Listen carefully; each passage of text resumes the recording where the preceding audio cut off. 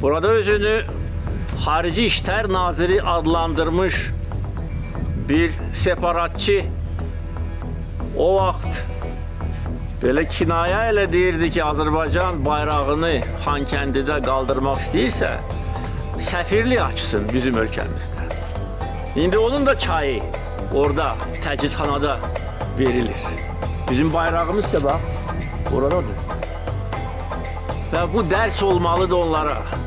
Onlar hesab edirlər ki, sadəcə olaraq bu sözdür, xeyr. Mən nəyi demişəmsə, onu da eləmişəm. Bunu hər kəs bilir. O cümlədən Ermənistanda da bunu bilirlər. Və bunu unutmasınlar. Və vətən müharibəsini unutmasınlar. Antiterror əməliyyatını unutmasınlar. Və əgər yenə də Ermənistanda hansısa qüvvə revanş haqqında düşünürsə, bax bu kadrlara yaxşı baxsın.